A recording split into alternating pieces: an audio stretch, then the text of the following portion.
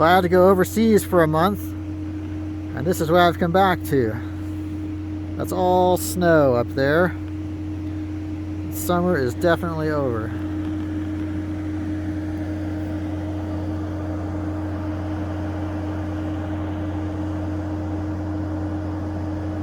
Back at the heading we're working on, and like I said, I've been overseas for a month, so catching up on everything that's happened. You see we've got chain link and rock bolts installed all through here. The 1600 is out that way, and I was particularly curious how much farther this drift would run, and you can see it makes some progress. However, had a lot of delays. MSHA was here for multiple days, and of course that stops work when MSHA's around, so that delayed things, and then equipment issues, and then we're having to go back and reinforce a lot of stuff because all the blasting's shaking a lot of stuff loose, and we're realizing the weak points, so reinforcing stuff. So that's getting taken care of now. Hopefully we've got some new guys hired on as well, so hopefully with all that we're going to be working 7 days a week and really pushing this quickly. But this is how much farther we've gotten. There's the drill right there, nice and spacious compared to the rest of the mine, the older workings, so that's appreciated. Those quartz stringers right there, you can see there's some quartz there as well. This is the first time I've seen this as well, so yeah, little quartz stringers, a lot of serpentine mixed in. So yeah, that's how far we progressed.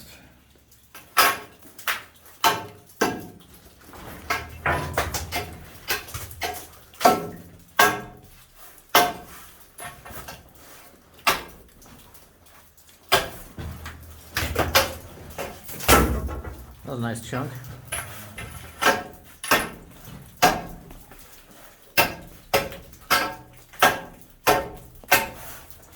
You can see he's barring down there. That's the muck that's left to clear out today. Looking back, so far, you can't really tell how far that is, but I think we're in 50 feet or so from where we started this drift back there.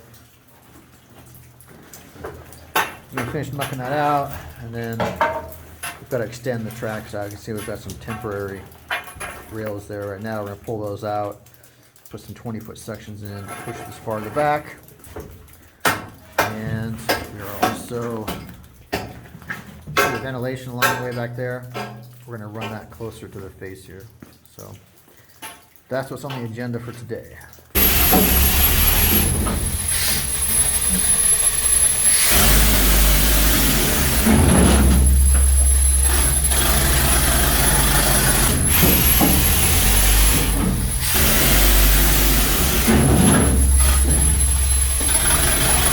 Beautiful fall morning up in the mine.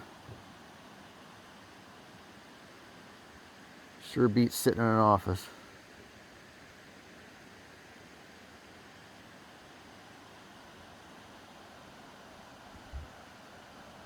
After showing you what we did to install this, I don't think I ever showed you it being fired up, so I'll correct that situation right now. For those of you new to this, this is a booster fan to push in more air from the outside back to the heading we're working right now.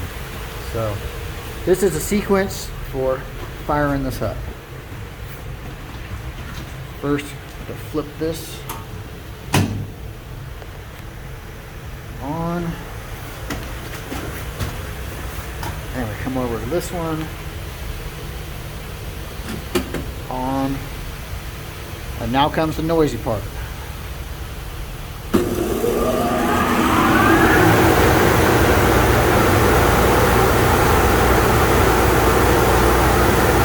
I'm at the 1200 now, as you can see, and as I believe I mentioned before, with the blasting, with doing so much blasting, we're shaking a lot of stuff loose, so we've had to come in and reinforce a lot of stuff. And this is that drift that was completely caved. Remember that section right there is completely caved? Well, a lot of stuff was sloughing off, so we've actually had to do this whole cribbing set all the way to the top here. Those are all 8x8s to give you a sense of perspective. So that was a big project, but it really needed doing because that stuff was just sloughing off like crazy. Big slabs. So that's all filled in. I still wonder, nobody knows what's back there behind all these old drifts. This is the old timers that did all these side drifts that caved, and we have no idea how far back they went or what's back there. So, and that's not coming out anytime soon. That's just completely caved to the top. So there's actually talk of running in a new drift on the west side, the left side here. I don't know if that's going to happen or not, but we're talking about it, and that would allow us to get through all those old workings and see what the old timers got up to back there, and you can only imagine what might be back there. As you can see, we finished mucking out this section, and actually I've started drilling. Time to go home, but we got 3 holes in. And I realized I've never really talked about what you need to do to set up for drilling, so I thought I would take that opportunity now. First thing you need to do is level out the rock right there. It's basically gravel with a few bigger rocks in from the previous blasting. So first of all, you need to have a level base, which the bottom of the jackleg can dig into. And then you need to create a little ditch. This one's been filled in because we've been drilling, but you basically need to create a little ditch, because when we drill, a bunch of water comes out to the end of the drill and needs a place to drain out. Let's see, I made a little ditch right there. Basically needs a place to drain out so you don't get a bunch of muck and mud, water building up right there. You need to run in the air and the water lines. In this case, the red line is water, the yellow is air. Water line attaches there, and what that does is it pumps water. There's a hole, the middle of the drill is hollow, and so it pushes water in while you're drilling, so you don't get the dust that creates silicosis and all kinds of unpleasantness. And of course the air line runs in there, and it's a pneumatic drill. For those who don't know, it's a pneumatic drill, so it's driven by air. Those are the controls. This is called the corn cob, that section, that adjusts the height of the drill, you know, to raise or lower it, and then to actually activate the drill and make it start drilling. It's that knob right there. It also can be used to blow out the hole to clean out any muck. And you see this device here that connects up to the air line, as so. You fill it full of drill oil, and then the air blows through that and keeps everything lubricated. Let's see if I forget anything. You want to have ventilation on as well, just because it creates a huge amount of mist and dust and things like that. So we got the ventilation going right there. I think pretty much covered it. So yeah, you gotta get all that set up for drilling. Well, that's the latest round we shot out. You can see the huge muck pile here in front. Guess what we're gonna be doing all day today? Getting this all cleared out. That is a lot of rock, actually. This one threw out more rock than normal. That's that section right there. I don't know how well you can tell in this light. My flashlight's dead, unfortunately. But that's a good 6 to 8 feet right there, and there's this pile in front of me here that extends for another 6 to 8 feet. So we're gonna be doing a lot of mucking today. It's all fun and games when the mucker breaks down. All right, Aaron. Yeah. I don't know if anybody's ever checked this air motor down here for or this transmission for fluid. I don't either. We have to seriously wash it off. You want a single jack? Is that what you said? Yeah. Did you finish wiring down?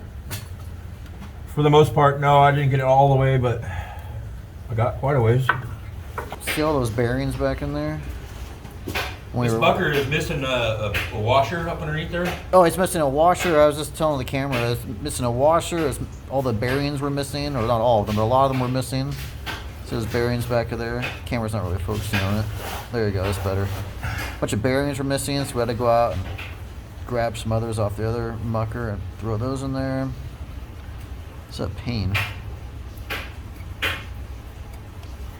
So that looks like it's actually working pretty well. Yeah, if there was another washer in there, it would keep the thing down more. Right. And you'd be able to keep the castellated nut fucking in place. Yeah, the one outside had both washers. It had both washers, huh? Yeah, I kept saying we should bring the other one in here instead of this one, but Nobody wanted to listen? Nobody's enthusiastic about that idea. Well, that would save us from having to deal with this again. Exactly. But whatever. Yeah, we've had a lot of problems with this one. Day 2 of working on the mucker. Day 1 was unsuccessful, so... Partial success. Partial success, yes. We did get 3 loads yesterday. I'm gonna bring in that wire hand brush. Somebody, yeah. I don't know whatever happened to it.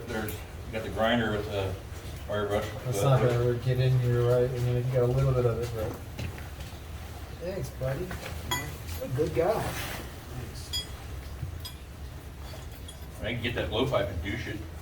Even with that thing cinched up all the way, the castellated nut was way above where the little pin goes through to keep it in place from spinning. No movement yet. There's a fucking bolt hanging down from that step. It's like, Oh, it Okay. moved. ready? Yeah. Oh, fuck, it's not moving here. No, good enough. Doesn't feel wiggly. Cause these outer two that were shitty. Alright, Alright, cool. We win. good enough. Alright, someone else can get in here with that grinder now.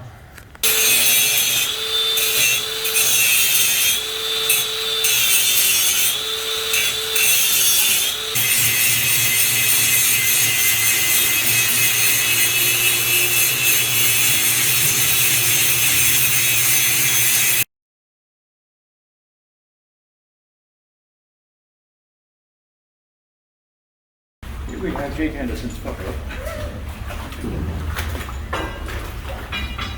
Were you able to grab any spikes, Justin? There are no spikes outside. I think they're all back. There's one right here on the rib here. Somewhere. Like We're gonna need also, There's a bucket of them up. Was there inside right, Justin? Yeah, I think I brought the screw gun. I brought some ties, but bag bolts. all that stuff I think is back in the 1600. Well, yeah, I think to get this straight a little bit, we should pull the inside fucking spikes here. Just keep the rail in. You guys have an inside spike board anywhere? I think it's wide right here too. Yeah. Yeah, it looks like it is.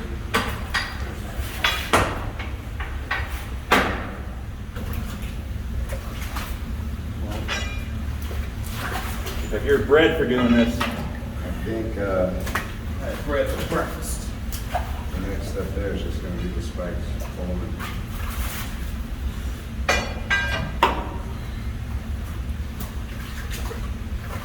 That's pretty good. Justin, you got a nice sharp hammer, right? I do. Can I borrow it?